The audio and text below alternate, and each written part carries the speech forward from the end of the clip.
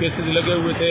یہاں پر anti terrorism court میں 8 کے قریب ان کی تعداد تھی اور جج صاحب چھٹی پر تھے کیونکہ آپ دیکھ رہے ہیں کہ نواز شریف صاحب آ رہے ہیں. تو ایک طرف دیکھا جائے تو عمران خان صاحب کی توشہ خانہ کیس کے اندر جس طرح سے سزا سنائی گئی اور سائفر کیس کو بھی اسی طرح سے چلایا جا رہا ہے اور عمران خان صاحب کی جو ضمانتیں ہیں اور جو کیشمنٹ والا معاملہ ہے یا ٹرائل کو اسٹے دینے کے حوالے سے معاملہ وہ اسٹل پینڈنگ ہے اور فیصلہ محفوظ ہے. تو انصاف کا دورہ معیار آپ دیکھیں گے, انصاف کا دورہ نظام آپ دیکھیں گے وہ کس طرح سے دیکھیں گے. ایک بندہ جو اشتہاری جو عدالت کی طرف سے بھاگا ہوا ہے, 4 ہفتے کی چھٹی لے کر گیا اور واپس نہیں آیا اور 4 سال کے بعد وہ کہتا ہے کہ میں نے واپس جانا ہے کیونکہ اب عمران خان بھی نہیں ہے اور پی ٹی آئی کو بھی کریش کیا جا رہا ہے. تو لہٰذا جب انہیں گارنٹی دی گئی تو انہوں نے کہا جی کہ اب میں آخری امید بن کر جاتا ہوں. بھائی اگر تمہیں اتنی ہی قوم سے محبت تھی تو تم گئے کیوں؟ آپ نے جلسے کے اندر یہ کہہ دیا کہ میں 15 سال جو ہے وہ ملک سے باہر رہا. بھائی آپ کیوں باہر رہے؟ آپ نے باہر جائیدادیں بنائیں. آپ جب بھی آتے ہیں ملک میں پیسہ بناتے ہیں, لوٹتے ہیں, اپنی جائیدادیں بناتے ہیں, لوگوں کا خون چوستے ہیں اور پھر باہر چلے جاتے ہیں.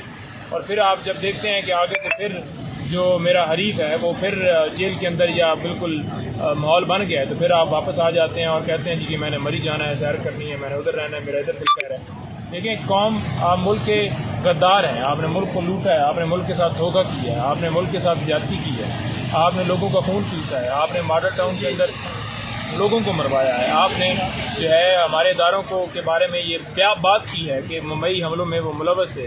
97 میں آپ نے سپریم کورٹ پہ حملہ کیا ہے, آپ نے لوگوں کی جو ہے جیبیں خالی کر دی ہیں. تو کون سا مینڈیٹ ہے آپ کے پاس؟ آپ نے جلسہ کیا, جلسے کے اندر آپ کے پاس جو ہے سوائے عمران خان کے اوپر کرٹیسائز کرنے کی کوئی اور بات ہی نہیں تھی, سوائے پاکستان تحریک انصاف کی خواتین کے حوالے سے کہ ان کے جو ہے وہ ناچتی ہیں, گاتی ہیں اور ڈانس کرتی ہیں, اس کے حوالے سے بات کرنے کے حوالے سے آپ کے پاس کوئی مینڈیٹ نہیں ہے. کیا آپ کے پاس روڈ میپ؟ ہمیں بڑا افسوس ہوا کہ اگر آپ وہاں پر بات کرتے کہ الیکشن جو ہے 90 ڈیز کے اندر ہونے چاہیے, سویلین جو ہے ان کا ملٹری ٹرائل نہیں ہونا چاہیے, اور جو درخواستیں عمران خان کی اسلام آباد ہائی کورٹ میں پینڈنگ ہیں ان کے اوپر آپ بات کر لیں. کیونکہ آپ نے صرف اپنا رونا روا, آپ نے صرف اپنی بات کی, کیونکہ صرف اور صرف آپ جو ہے وہ خود کو دیکھتے ہیں, خود غرض آدمی ہیں. اسی طرح آپ کی بیٹی یا آپ کے بھائی, یہ پورا خاندان آپ مل کر لگے ہوئے ہیں کہ اس ملک کو کھا جائیں. کوئی سوال نہیں. سر کیا وجہ ہے اتنی سیکیورٹی, اتنے کیمراز اور باقاعدہ پراپرلی اتنا پروٹوکول دیا جا رہا ہے, حالانکہ نواز شریف صاحب کا کہنا ہے کہ میں اپنی عدالتوں کا سامنا کر رہا ہوں. کیا یہ بات سچ ثابت نہیں ہوگی کہ وہ عدالتوں میں آ گئے ہیں اب سامنا کرنے کے لیے؟ دیکھیں, سامنا کرتے ہوتے تو وہ جہاں پر جیل کاٹتے اور جیل کاٹ کے پھر باہر نکلتے, اپنی اپیل دائر کرتے, سزا ان کی سسپینڈ ہوتی تو لوگ کہتے جی کہ لیڈر ہے اس نے جیل کاٹی ہے. انہوں نے تو جیل نہیں کاٹی, وہ تو باہر گئے. میں یہ حیران ہوں کہ ان کا اسٹیٹس کیسے چینج ہو گیا جبکہ وہ عدالت سے بھاگے ہوئے ہیں, اشتہاری ہیں اور عدالت نے سزا دی ہے, اور ایک بندہ اس کو سزا ملی ہے اور وہ واپس آتا ہے. اور پہلے تو یہ بتائیں نا کہ انہیں گرفتار کیسے نہیں کیا گیا.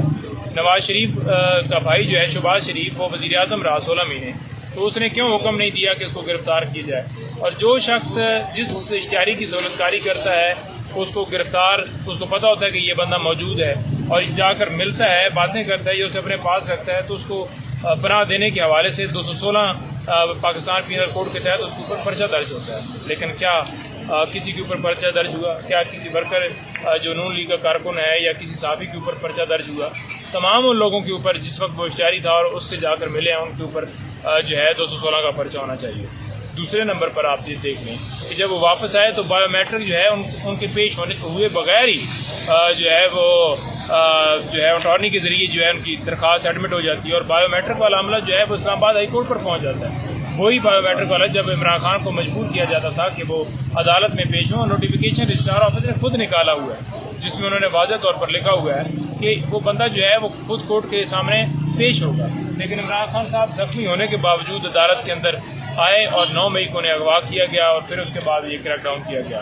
عمران خان تو قانون کی بالادستی, آئین کی بالادستی, عدالتوں کا احترام کرتے ہوئے ہر جگہ پر پیش ہوتے رہے. ایک دن میں 20 25 مقدمات میں پیش ہوتے رہے. اور یہ آپ دیکھ لیں کہ ایک سزا یافتہ بندے کو یہاں پر سیکیورٹی پروٹوکول اور آگے پیچھے گاڑیاں لگی ہوئی ہیں. یہ تو گاڑیاں اس کے ویسے اس کے پیچھے لگتی ہیں, اس کو بگاتی ہیں اور اس کو پکڑ کر لے کر جاتی.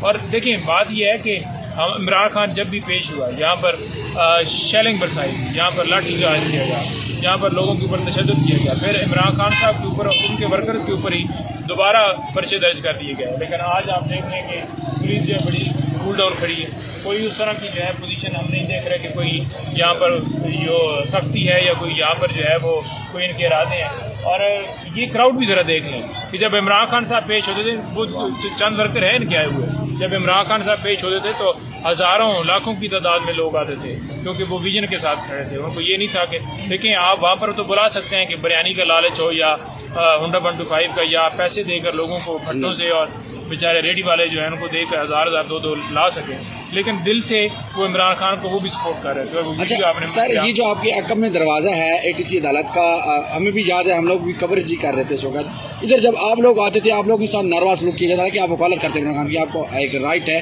अदालत में एंट्री का, आगे पीछे आपको भी काफ़ी मुश्किलात पड़ती थी। तो कहता है यहाँ पे तो खान साहब की गाड़ी भी पथराव किया गया था एक दफ़ा।